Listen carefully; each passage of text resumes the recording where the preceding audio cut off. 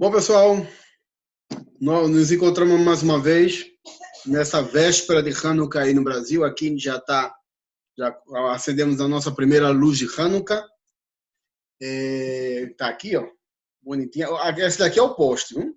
Que é o poste de luz. Não tem uma luz tão forte assim, não. Mas aqui, temos aqui as duas luzes acesas.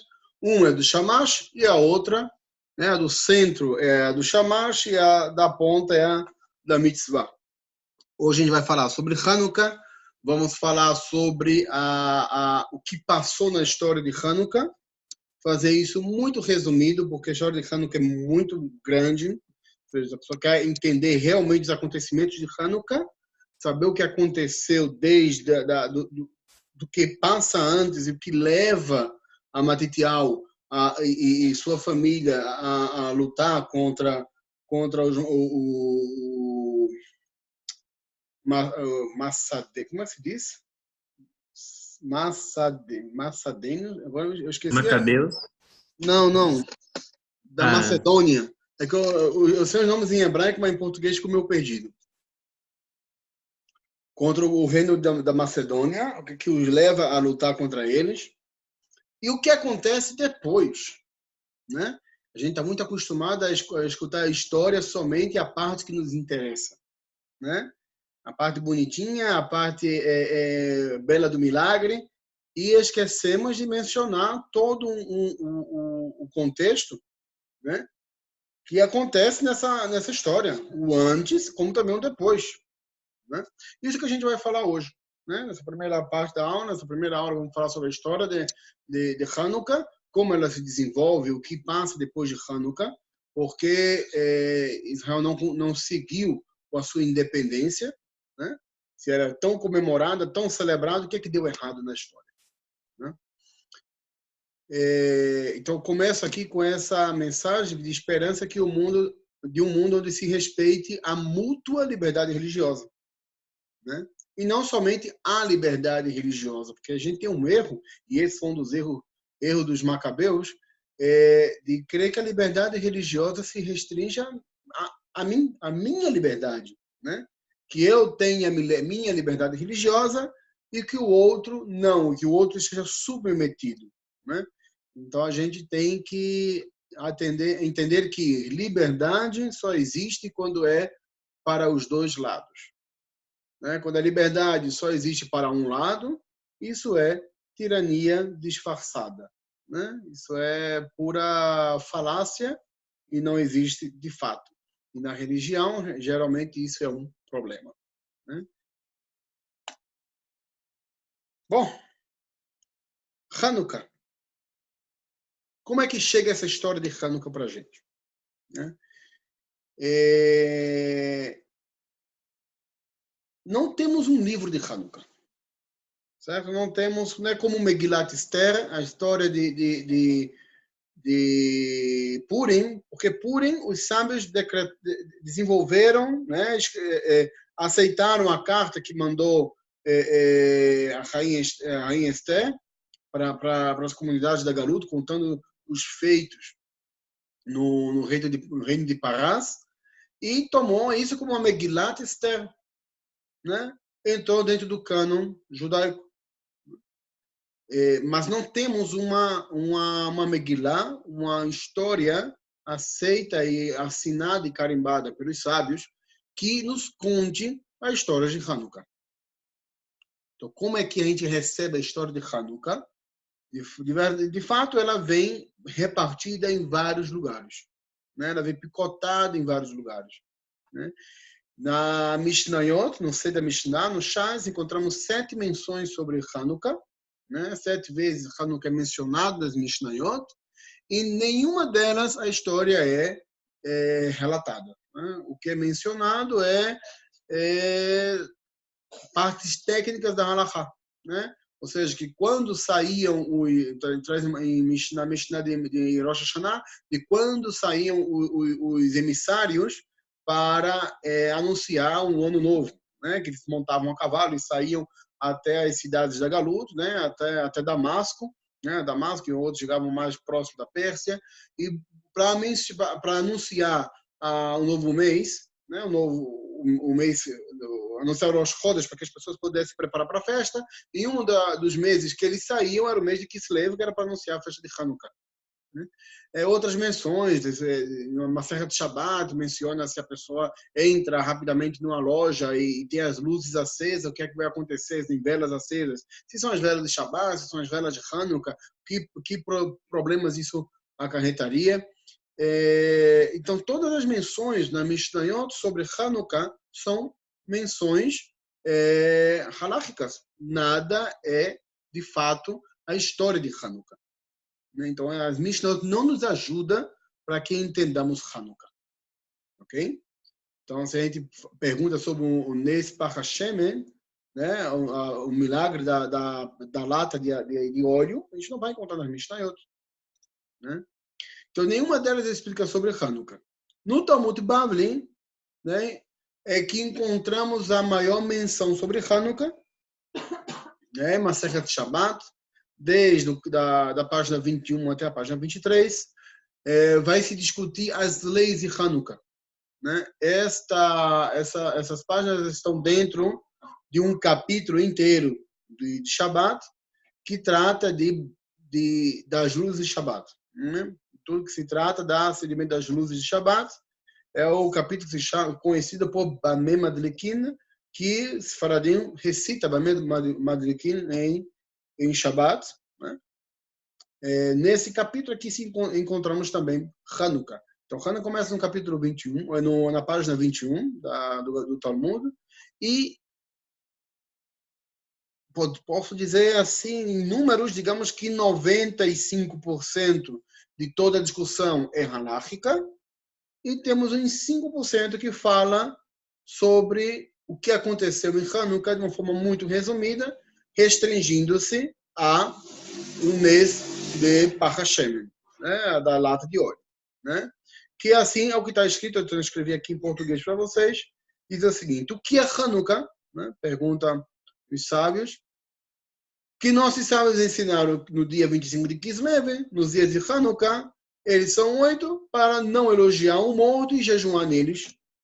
A pergunta é: o que é Hanukkah? Para que nesses 8 dias, a partir do dia 25 de Kislev, a pessoa não vem elogiar o morto, fazer o que se chama Hesped, né? E tampouco não se pode jejuar neles. O que aconteceu nesses dias? E a Guimarães responde que quando os gregos entraram no templo, né, contaminaram todos os óleos do templo, e quando a dinastia Hashmoneana os venceu e os derrotou, né, eles verificaram e encontraram apenas uma única lata de óleo com o selo do sumo sacerdote. Né? Era a única lata de óleo kasher que havia. O qual é a kashrut que tem no óleo, no azeite, né, para o templo? Estamos falando do azeite que era utilizado para acender as velas da menorá. Okay? E as velas da menorá são acendidas com azeite zarkatit. Mas zarkatit é o azeite que é puro da primeira prensa. Né? E a parte disso tem que ter o cuidado que as oliveiras não tenham sido que tenham sido separadas por um outro maçote, né? E anos de Shemitah e tudo isso. Então, todos esses detalhes da lei tinham que ser atendidos para que pudesse receber o selo de kashrut do sumo sacerdote. Uma vez recebendo o selo de kashrut do sumo sacerdote, essa lata de azeite estava permitida aí para o uso na Hanukkah, ou seja, na menorá. Então, quando encontraram somente essa única lata de azeite, ela só tinha quantidade para acendimento de um dia. Né? Não, mas havia apenas nela, seguindo o texto, o suficiente para iluminar um único dia. Foi feito um milagre e eles acenderam dela por 8 dias. No ano seguinte, os sábios fixaram esses dias, tornando-os feriados para louvor e ação de graças. Essa é a única menção de eventos de Hanukkah, né, em todo o Talmud. Outras menções há no Talmud em referência a Keuná, ou seja, o direito a Keuná, né, de algum dos reis, na verdade de Shimon, né, ou de Onai, que perguntando se a Keuná dele seria suficiente ou bastaria a ele a coroa do reinado? Ou seja, que ele não poderia usar duas coroas. Ou ele tinha que escolher ou ser rei ou ser sumo sacerdote, né? Ele já foi no final do reino dos Macabeus. E outras menções também de tudo, ou seja, era coisas, uma menção, por exemplo, que fala, eu até anotei aqui, se eu me lembro, como eu disse ao seu André, que eu não tenho uma memória boa, tem muitos detalhes, mas tem uma menção, não está aqui, não está nessa anotação, não, está em outra. Bom, está em outra anotação, não está aqui. Vou encontrar. Ah, aqui está. Né? Uma outra menção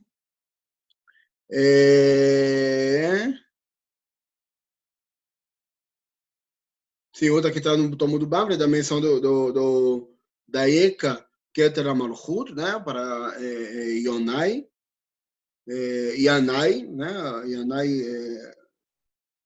que queria ter as duas coroas, que estava disputando com seu irmão, né, para você basta a coroa da Malchut, você ainda quer adicionar a coroa do sacerdócio também, de Aram Cohen, não, mas é suficiente com uma, né? Também em Yerushalmi ele traz uma menção assim dizendo que não se deve colocar como rei um Cohen, né? Uma menção do Yerushalmi com referência aos Macabeus, porque ele completa o Yerushalmi e diz porque fazendo assim eles não vão reconhecer a tribo de Judá, né, para o reinado, vocês não vão passar adiante, né, a coroa.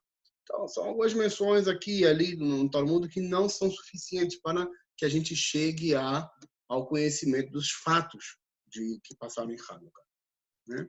Então, se é assim, de onde a gente aprende sobre Hanukkah? Como chega para nós Hanukkah? Como a gente sabe dos milagres de Hanukkah? Como a gente sabe que houve uma Titiaua Maccabi, que aqui não está escrito o nome dele, né? Como a gente sabe que teve seus irmãos, como a gente sabe dos reinos, né? Tudo isso são fontes externas, tanto do cânon judaico como também do Talmud, embora tenha algumas menções nele. O Mishneh Torah, Rambam, muito embora que Rambam tenha dito no começo, na introdução ao Mishneh Torah, que a pessoa deveria estudar o Tanakh, né? E com o conhecimento do Tanakh, ela poderia ir estudar as Halachot. O estudo do Tanakh era o principal. Quando ele começa as leis de Hanukkah, no capítulo 3, né, das leis de Hanukkah e Megillah, no capítulo 3, ele começa contando um pouco da história de Hanukkah. E o que é que diz? O que é que traz Rambam, que é diferente da Mishnah, né? Então, e daí a gente já sabe que Rambam teve acesso a outras fontes que não estivesse na Guemará. Ele traz o decreto contra Israel, né? O decreto que os macedônios, o rei macedônio Antíocos terceiro e quarto decretaram contra o povo de Israel. A anulação da religião, impedindo o estudo da Torá e o cumprimento da mitzvot. Também ele adiciona o roubo e os impostos abusivos, o abuso de mulheres, né?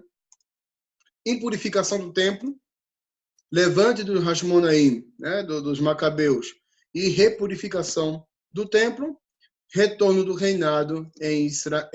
E também adiciona, né, o milagre da multiplicação do azeite, que é o mesmo que está mencionado em Masechet Shabbat. Então, isso a gente tem na lei de Hanukkah e Megillah, capítulo 4, na primeira e segunda halachá, elas trazem, o Rambam traz aí um pouco dessa história. Então, uma menção à história. Essa mesma didática foi copiada também por Balatur. Ele vai escrever o Balaturim, trazer as leis de Hanukkah, que também traz uma história pequena, você menciona o milagre de Hanukkah. O Shulchan Aruch não toma a mesma forma, mas sim no Beit Yosef ele também traz menção aos milagres de Hanukkah. Então a gente vê que Hanukkah começa a ser a difundida a história, o melhor passar da história por meio da halachá e não por uma forma didática de história, ou seja, de contar a história de Hanukkah, como uma Megillah, né? Ele não tem uma Megillah, então vamos aprender de forma histórica, né? Mas existem outras fontes que falam sobre Hanukkah. E a pergunta é, de onde sabemos essas fontes? Há um dos livros, um livro muito antigo, que foi escrito por um Gaon, né? Ele foi Rosh Hashiv da Yeshiva de Pompilta, na Popima, em Bavel, né? E ele escreveu o que se chama Sheiltot de Rav Gaon. Gaon foi um dos primeiros Geonim, depois do período de Saboraim, né? Logo depois do fechamento do Talmud. Ele também traz aí um pouco da história de Hanukkah, também traz as leis de Hanukkah e traz também drashot, né, as suas explicações, né, para o dia de Hanukkah, o seu discurso de Hanukkah. Então, a parte disso, também temos o Midrash Hanukkah, o que se chama Midrash Maaseh Hanukkah, né, um Midrash que é posterior, é muito depois, isso aí, ou seja, alguém, né, não sabe quem o fez, mas alguém juntou as histórias, né, todos os contos de Hanukkah, não todos, mas seja o que era principal a ser passado, e fez um pequeno Midrash de Hanukkah, e aí também se passa a história de Hanukkah aí. Né? Encontramos também Flávio Joséfos, né, ele traz em Antiguidades Judaicas e também Melchot Yehudá, das guerras de Israel. Ele também traz não menções, ele traz relatos mais completos sobre o que passou nas histórias de Hanukkah, né? Desde antes de Hanukkah até depois de Hanukkah. Ele também menciona os acontecimentos posteriores, e daí a gente aprende também muita coisa, né? No que se refere aos acontecimentos de Hanukkah e do reino dos Macabeus. Outra fonte é o livro de Macabeus, né? Esse livro de Macabeus, ele não entra no cânon judaico, não é mencionado pelos sábios, né? E os historiadores, né, os pesquisadores discutem por que os sábios fizeram esta barreira contra as histórias de Hanukkah, que não faz tanto sentido decretar uma halakha sem ter uma base histórica para isso. Né, o que acontece? Tem uma halakha, mas não temos uma base histórica. Todas as halachot, inclusive as halachot de Purim, todas elas se baseiam em um fato histórico. Tem uma base histórica que define, onde a pessoa pode dizer, não, eu estou fazendo isso porque aconteceu tal coisa. Em Hanukkah, se faz algo por algo que não se leu, né? Como primitivo voto, por algo que não se está lendo. E o livro de Macabeus, ele não se tem conhecimento de fonte original, né? Não se sabe qual é a fonte do livro de Macabeus. Algumas suspeitas, né? Ou seja, alguns historiadores encontram paralelismos, não? Encontram certas coincidências entre algumas expressões no livro de Hanukkah, de Macabeus com partes do Talmud, né? Por exemplo, tem Masechet Gittin, né? que traz a história da mulher, né? Com seus 7 filhos, né? E Hanukkah, em livro de Macabeus traz essa mesma história, né, semelhantemente, ou seja, com mais detalhes, traz em Macabeus essa história da mãe com seus 7 filhos que foi induzida, impelida a fazer a Vodazará e a comer porco. Né? E ela não quis comer porco, nem os seus 7 filhos. Cada um foi torturado, cada filho, um por um, foi torturado, e nenhum deles negou a fé judaica. Quando chegou a vez da mãe, ela já não tinha mais nem por que negar nada, porque já tinha perdido tudo, era uma viúva, né? E já tinha perdido todos os seus filhos, ela também morreu em Kiddush Hashem. Então aí você vê um paralelismo de Masechet Gittim, e você também tem a mesma história em Macabeus. Outros você tem Passukim que estão em Teilim, você encontra em Masechet, em livro de Macabeus também, ou partes que estão também em outros livros apócrifos, né? Os livros chamados em hebraico Ktavim Hitzonim, que estão fora do cânon, e aí você encontra também outras menções em outros livros que combinam com a história de Hanukkah. Né? Ô, Caleb, eu sempre tive essa dúvida se o livro de Macabeus ele não foi incluído pelos sábios por causa de seu conteúdo ou por causa do tempo em que foi escrito. Porque dizem os os estudiosos, né, parece que ele foi escrito ali no ano de 100, 160, 100, antes da Era Comum, né? Então aí provavelmente já tinha o cânon definido, né? O cânon judaico, a sua definição não é muito certa o período, ok? No idealismo, querem forçar o seu fechamento no período de Esdras, mas não. Ele foi fechado muito depois. Né? Tem escritos que foram posterior a Esdras e foram adicionados no cânon. Né? Entre os profetas, Obadias e tudo isso, então são textos que foram depois adicionados. O que também nada impediria dos sábios adicionar as histórias de Macabim, né?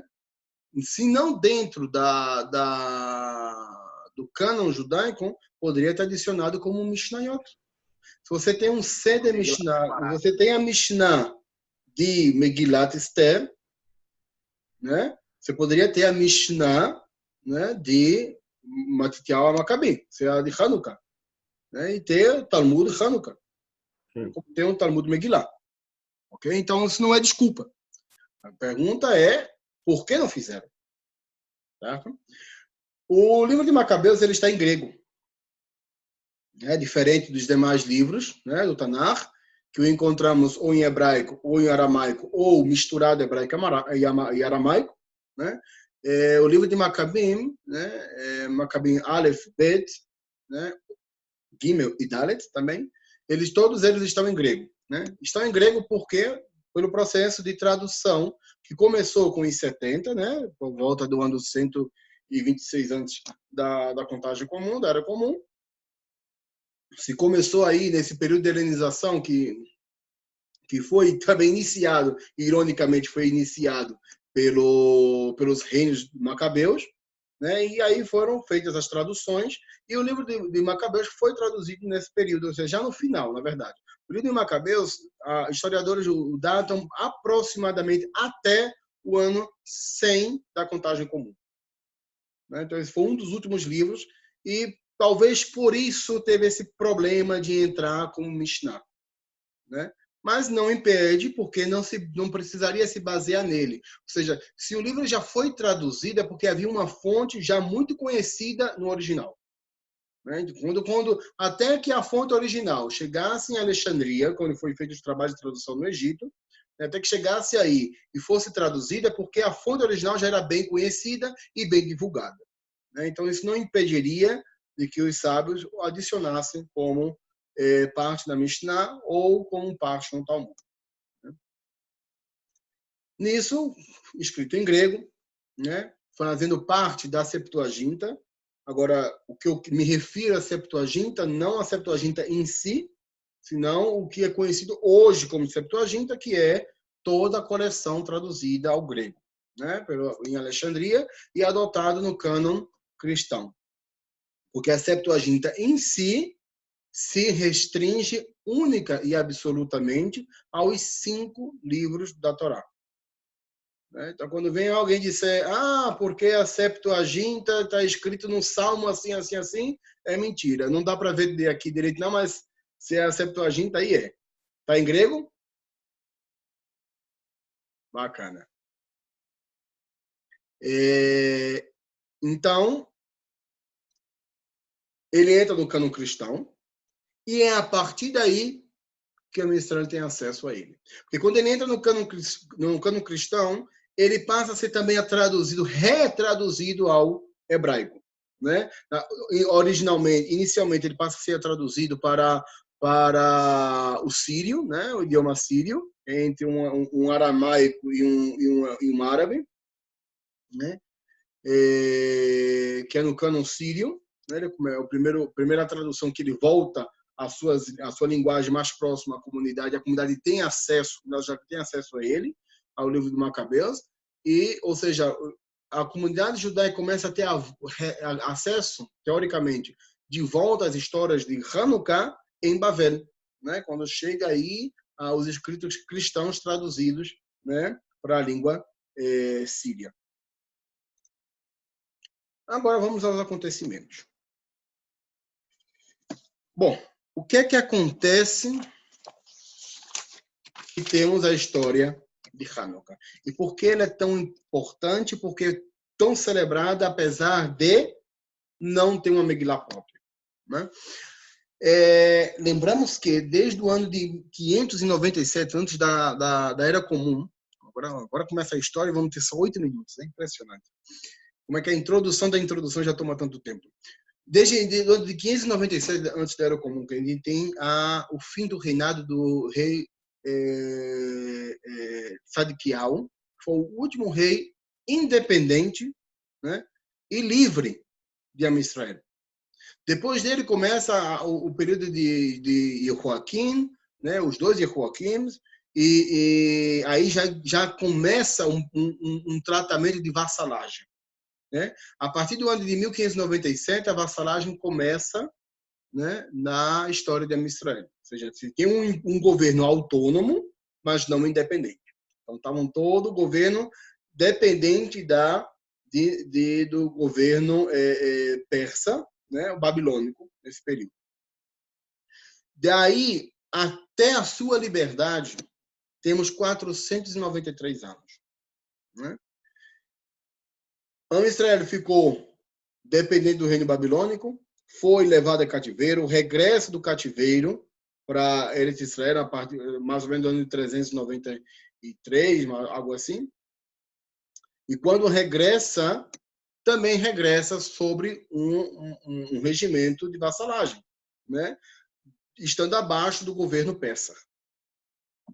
O governo persa estava dominando Israel, Israel tinha sua autonomia, sua liberdade religiosa, mas tinha que reportar, tanto em questão de impostos como administração pública, ao governo persa.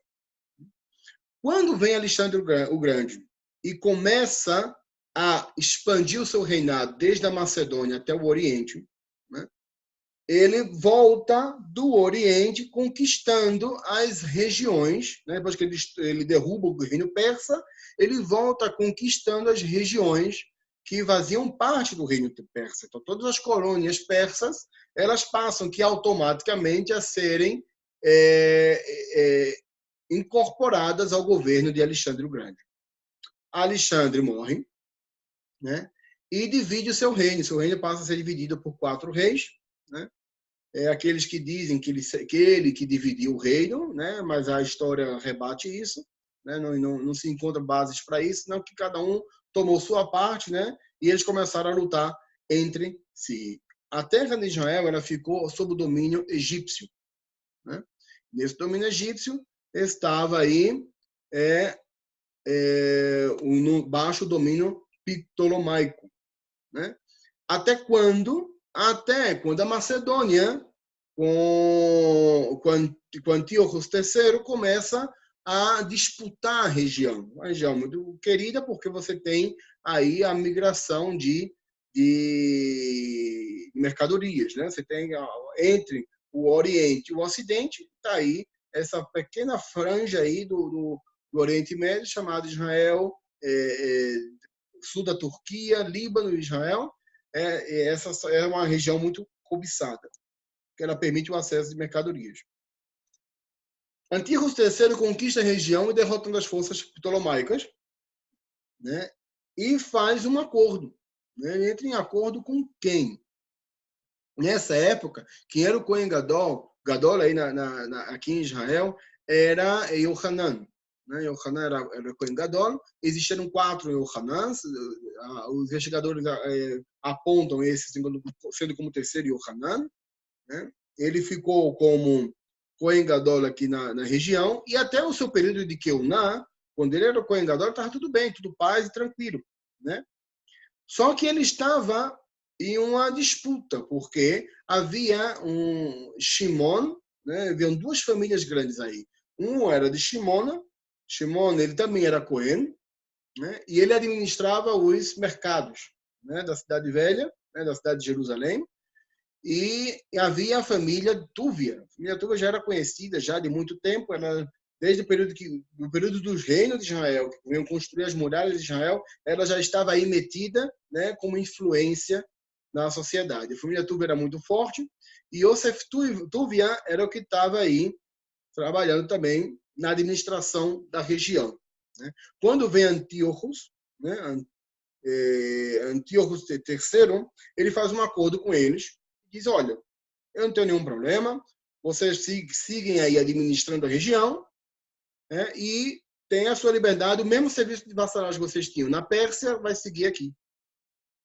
Ok? Com a condição, vocês alimentam meus soldados. Né? Meus soldados vão, liberam o reinado do Egito, né? Eu tomo conta do Egito também. Né? As forças de Ptolomeu fugiram de lá e ele ficou tomando conta, Antíoco III ficou também com o Egito. Agora vocês alimentam meus soldados, vocês dão assistência aos meus soldados. Então, nesse acordo, que traz isso é Flávio Josefos, nesse acordo você abastece os meus soldados, é que começa o problema. A mensageira começa agora a trabalhar, já não por si só, como era nos outros casos, nos outros reinos, mas começa a alimentar a outros soldados que não são os seus. Né? Nesse ínterim, né, começa um problema, porque os macedônios perdem uma guerra com os romanos e entra em déficit financeiro. Toda a metrópole, quando entra em déficit financeiro, o que ela faz? Ela aperta as colônias para receber dinheiro e financiar suas guerras, seus gastos. Então começou a apertar, né? Começou a cobrar mais impostos. Nisso, Yonan, ou Ishum, Yoshua, que também era Cohen, era irmão do Cohen Gadol Yohanan, ele vê nesse momento uma oportunidade de tomar a queuná do seu irmão. Então vai ao rei, né? Ele se apresenta a Antíoco III e diz, olha, eu te pago 360 talentos, mais 80 talentos de moedas estrangeiras, e você me dá a queuná. Eu fico Cohen Gadol no lugar do meu irmão. O que eu faço também com isso? Eu crio um ginásio. Eu começa o processo de helenização na sociedade judaica. Aí começa um problema da helenização. O rei Antíoco III, como estava endividado, ele aceita, né? E dá a queuná para Yeshua. Quando Shimon vê essa situação, ele diz, assim funciona a coisa, eu tenho mais dinheiro, né? Lembrando outra coisa, que Yeshua, o que ele fez? Ele não somente queria a queuná, mas ele queria tirar Tuvia da história. Né? Ele queria dominar sozinho. Né? Então, para tirar Tuvia da história, ele disse ao rei Antíocos, olha, no templo tem muito dinheiro. Né? Tem um acúmulo de dinheiro. Você me dá queuná, eu te passo parte desse dinheiro, porque o templo não precisa disso, é um lugar para reza, não tem que ter dinheiro. Né? Porque essa era a ideia grega da época. Ou seja, que era um templo, você ia, fazia sacrifício, tomava, comia, bebia e ia para casa. Não precisava de dinheiro. Né? Então, o rei disse, não, então, tudo bem. Quando chegou lá, o que encontrou? O dinheiro da Tzedakah e o dinheiro de Tuvia. O dinheiro de Tzedakah, né, ninguém podia tocar. Né? Os Kohanim não deixaram. Né? O livro de Macabeus relata aí um milagre que existiu, que apareceu um anjo montado num cavalo, né, com armadura de ouro, né? E apareceu mais outros 2 anjos, deu uma cipuada, né, deu uma pisa no emissário do rei e não deixou levar nada. Mas o dinheiro